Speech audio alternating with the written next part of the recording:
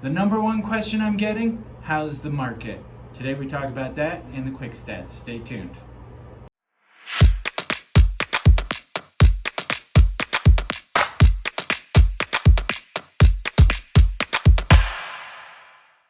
Hey guys, thanks for tuning in for another episode of Flick Nose here. We've got the big reveal of what the number one question I get. How's the market? What are you seeing? But first, let's jump through the quick stats. We've got in the last 7 days, we've got 56 properties coming on the market. We've got 30 properties pending in the last 7 days, 14 properties sold, and 29 properties price reduced. If we look at what's going on with the active listings, we're still on that lower side of inventory, right? So we ended May of this year at 730 active listings. We ended June of 2022, so a year ago, we were at 919. Today we're at 808. So we are increasing from that 730. We are still lower than where we were even last year, June of 2022. And active listings that you can choose from are 396. Now last year we peaked properties that you can choose from at 450. Today we're at 396. Are we going to get to that 450 number in July? I think we're probably going to get there, quite frankly. That's where we ended up last year, was hovering right around 450 through most of July, and then things, we started chewing through that inventory until we got to ski season and Christmas. Christmas week, January tends to be the lowest amount of inventory we see on the market, and then July tends to be the highest number. There's a lot of nuance to that. Different pockets come to market at different times, like Keystone, Breckenridge. It depends on what the rental environment looks like. But let's jump into the age-old question of how's the market. I wish I could give you a very good answer to this, very quick, short answer to this. But unfortunately, when we really get into the nuance of Summit County, it's like, where are you buying? What are you looking for, right? Are you looking for a $4 million house? Like, I think now's a great time to buy a $4 million house, right?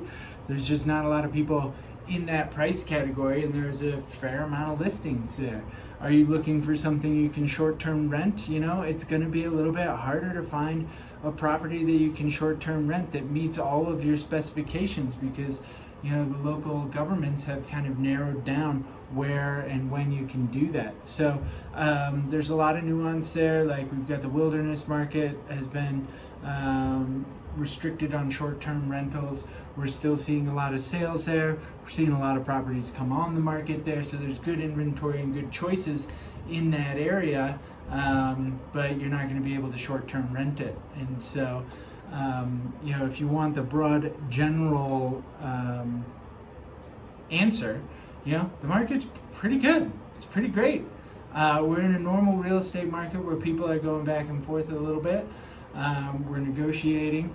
There are deals to be had out there, depending on your definition of what a deal is. If you're looking for 20% under the market, you're looking for 2020 prices. We're just not going to head that direction.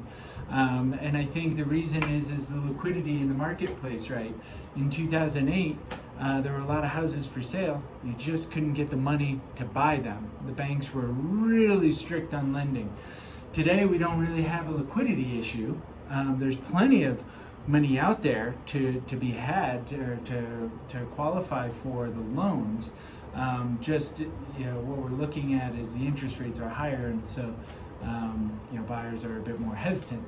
So what are we doing about this, right? What are we doing about this market that is, at this plateau where interest rates are a little bit higher? I've got two great suggestions. I've talked about them before.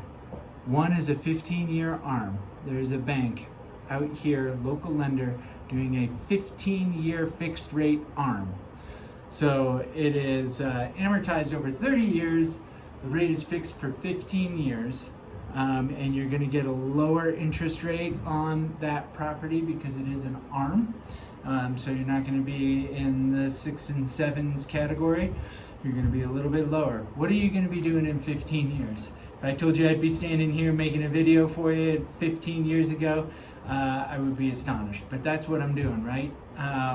So I think that's a really good option. The other one is the 2-1 buy down. And now, of course, that varies a little bit based on what type of loan product you're getting. But the way that works is for the first year, you're 2 percentage points lower than what your final interest rate is. The second year, you're 1 percentage point lower than what your final interest rate is. And then you move to the final interest rate in that third year. The idea behind this, of course, it's not guaranteed, but the idea behind this is that over the course of the next 2 years, we're going to see those interest rates kind of settle in a little bit lower. You can refinance the property into a more of a fixed rate 30-year that is more palatable. How are we going about doing this? Because that one does cost a bit of money, right? You're essentially buying the rate down. I'm asking sellers for concessions, or we'll offer a slightly higher price and then get that concession back, so it's less cash out of your hand. There's solutions to these things that we have here, to these interest rate issues, if you still want to buy. So let's talk about them. Let's have that conversation. How's the market? Quite frankly, the market is pretty good. We've got some good options coming on right now. As you've seen, we're approaching that 400 number.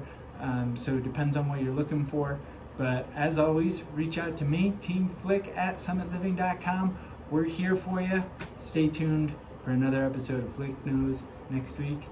Have a great day.